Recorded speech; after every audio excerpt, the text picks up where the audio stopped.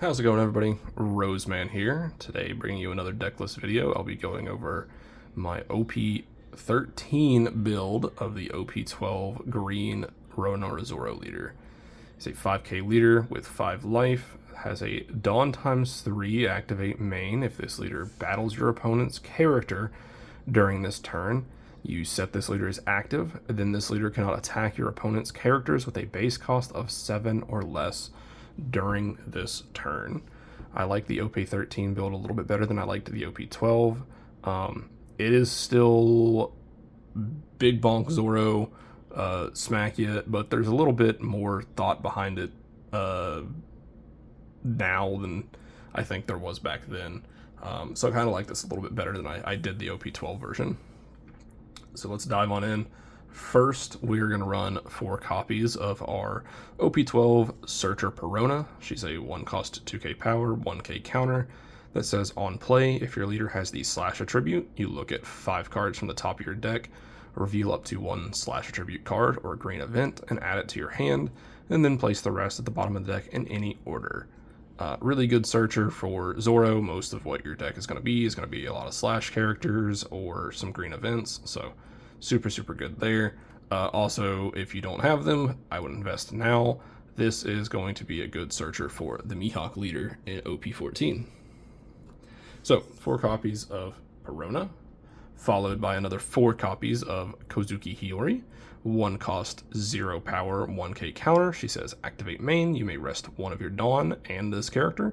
If your leader is Zoro, look at 5 cards from the top of your deck, reveal up to 1 slash attribute or green event, and add it to your hand. Then place the rest at the bottom of the deck in any order. Again, another staple searcher in this Zoro. This one, obviously, you can potentially get multiple searches off of if your opponent's leaving that on board, but most likely anticipate having that one removed pretty early or after its first search. Next, we have 4 copies of the OP12 Koshiro, 2 cost 1k power, 1k encounter. It says if your slash attribute character with a cost of 5 or less, other than this character, would be KO'd by an opponent's effect, you may rest this character instead, and he's a blocker. This is actually really good in your your emu matches. It stops. You can rest this to stop the removal effect from one of the 5 elders. Lord forgive me, I cannot remember all their names. I don't remember which one does which. I just know that it's punishing and it sucks. But Koshiro can kind of help with that. Other than that, he's a very cheap blocker, which is always a good thing. Next, we have 4 copies of the OP12 Kuina, 4 cost 1k power, 1k encounter. She has an activate main.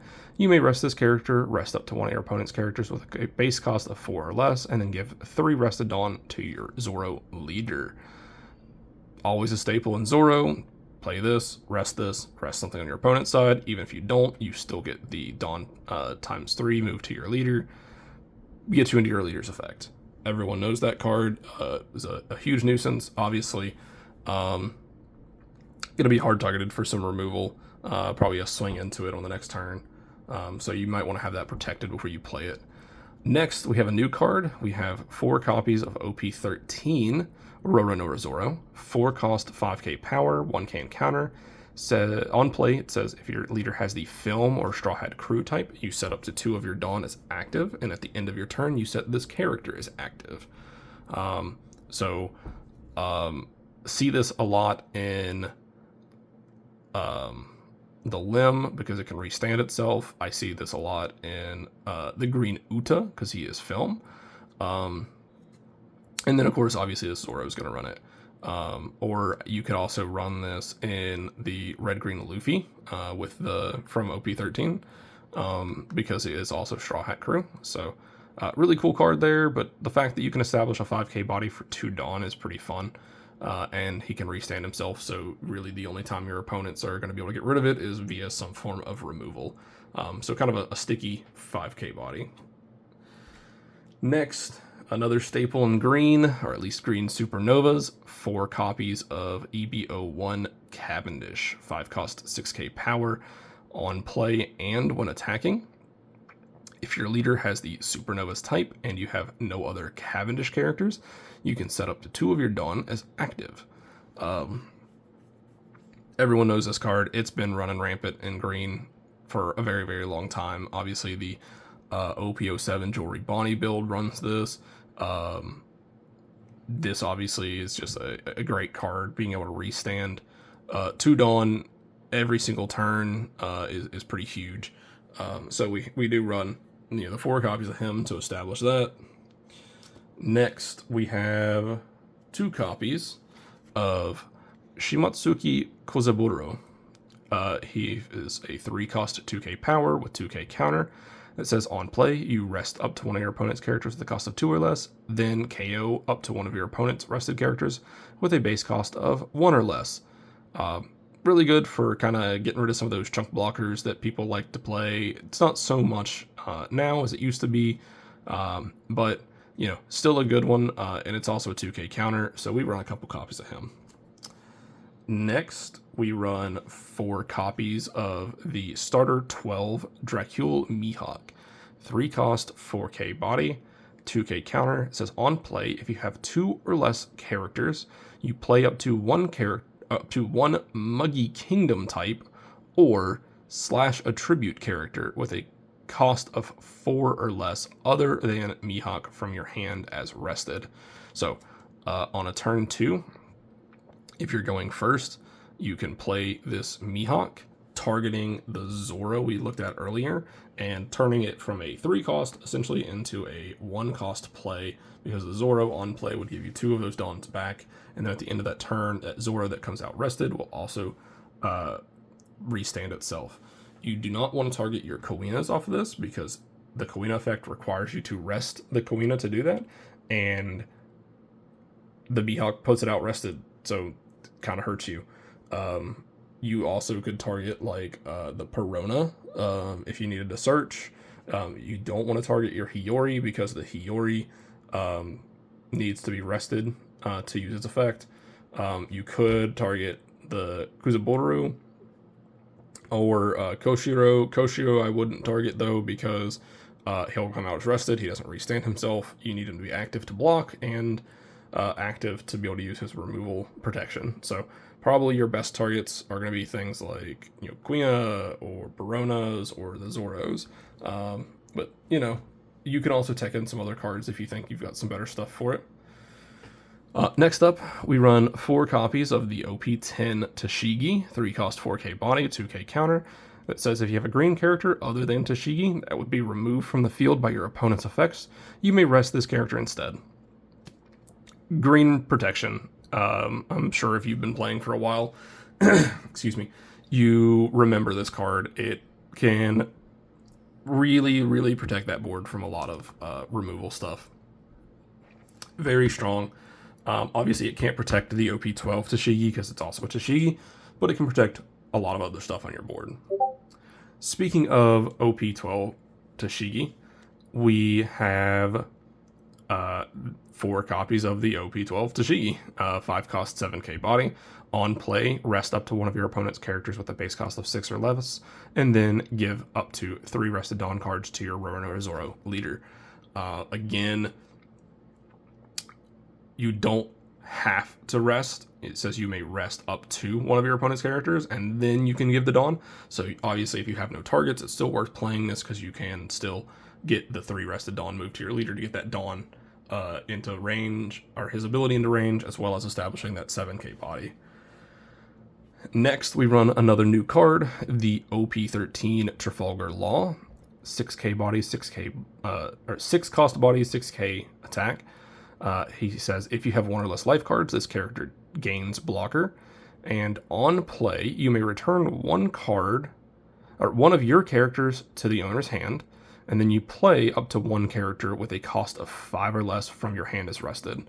So this is really cool. You can pull one of your searchers that normally just sit on board back into your hand, and then replace it with like a Tashigi or a Zoro or a Cavendish.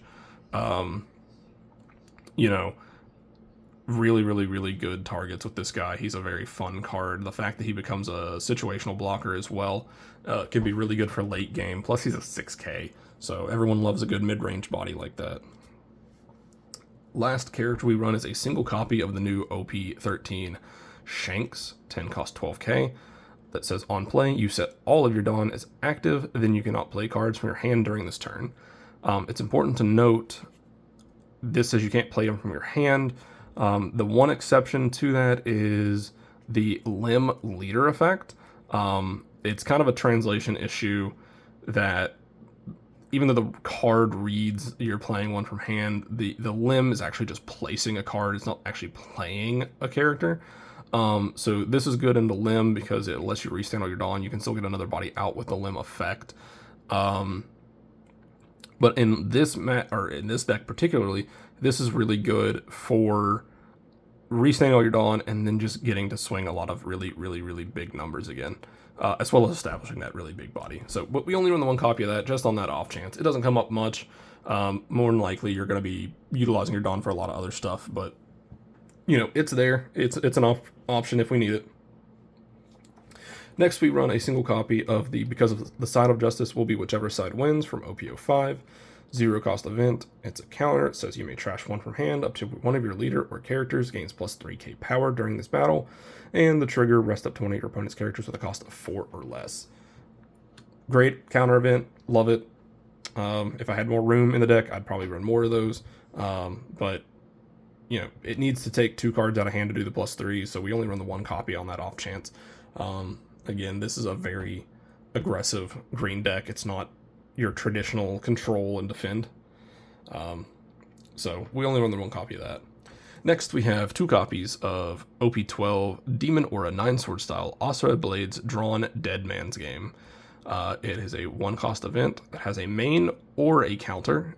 On your main, you may rest 3 additional Dawns and rest up to a total of 2 of your opponent's characters or Dawn cards.